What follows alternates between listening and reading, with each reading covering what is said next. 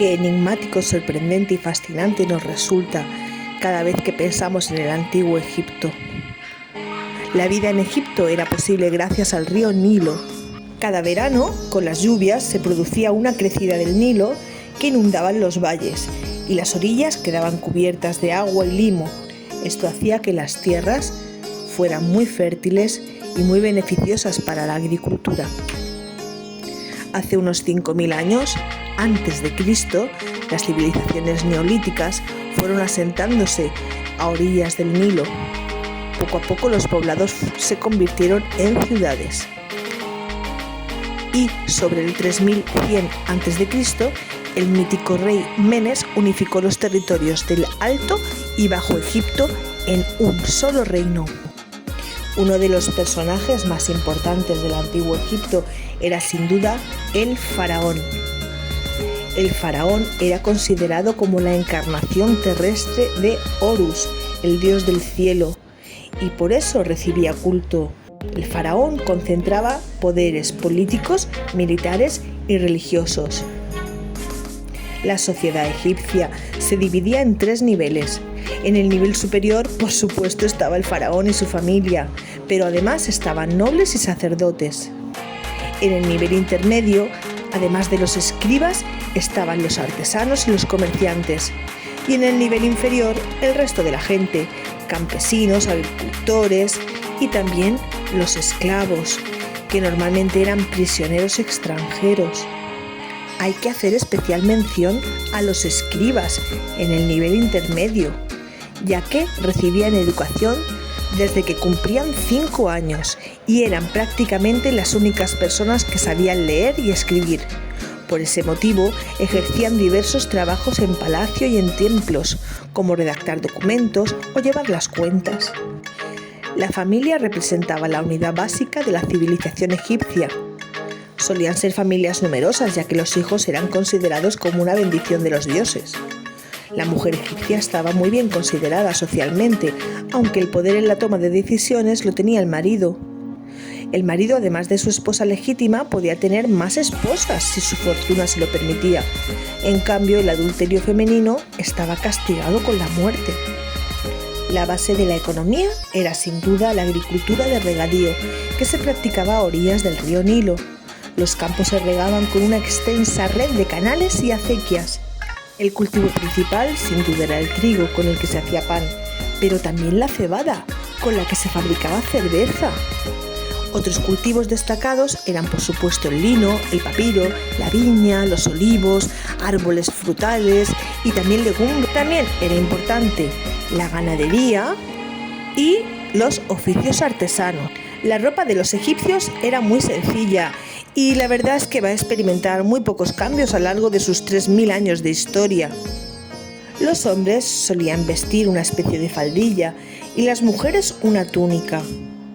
Los obreros que trabajaban a plena luz del día solían ir desnudos o tapados con un ligero trapo de lino más pequeñito.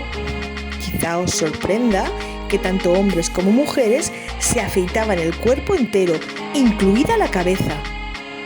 Por eso las pelucas eran muy habituales. Las casas de la gente eran sencillas. Las paredes se construían con muros de adobe elaborados con barro del Nilo. Y los tejados solían ser con palmeras, los troncos de la palmera ligados entre sí, entrelazados, y se cubrían con un aglomerado de barro. El mobiliario ya dependía del nivel social. Las viviendas más pobres, pues tenían poca cosa, acaso un baúl, alguna silla, algún tamburete bajo. Pero las de los grupos adinerados, ¡buah! Incluso podía haber casas de 2 pisos. Uno de los aspectos más fascinantes de este imperio es sin duda su religión y sus dioses. El pueblo egipcio era muy religioso, era politeísta y sus dioses estaban representados con cuerpo humano y cabeza de animal.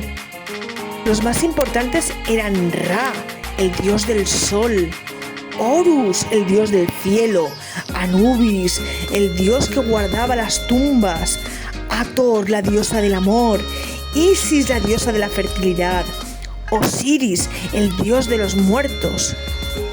Había grandes templos donde adoraban a sus dioses. También adoraban al faraón y al Nilo, y también algunos animales se consideraban sagrados, como los gatos, los escarabajos, los cocodrilos y las vacas. Los templos eran considerados como la casa del dios en la tierra. En la parte más privada del recinto se encontraba la estatua del dios, que se adoraba con complejos rituales y ofrendas. Los egipcios, hay que decir, que eran muy supersticiosos y llevaban amuletos para espantar a los malos espíritus. Los egipcios creían en la vida después de la muerte. Para acceder a ella, el difunto debía de superar el juicio de Osiris. La parte más importante era cuando Anubis colocaba el corazón del difunto en una balanza con una pluma de la diosa Maat, que simbolizaba la justicia y la verdad. Se interrogaba al difunto y, según sus respuestas, su corazón podía pesar más o menos. Si pesaba más que la pluma, ¡anda!, era culpable y era devorado por Ammit, una criatura monstruosa mezcla de león, cocodrilo e hipopótamo. Para pasar esta prueba estaba el famoso Libro de los Muertos, que era como una especie de guía para superar el viaje y el juicio. Los egipcios escribían, ya sabéis, los escribas, pero no como nosotros. Ellos utilizaban la escritura jeroglífica. Así que el significado de las palabras se representaba por medio de figuras o de dibujos. Las inscripciones se realizaban en las paredes de los templos, en las tumbas y también para redactar documentos en papiro.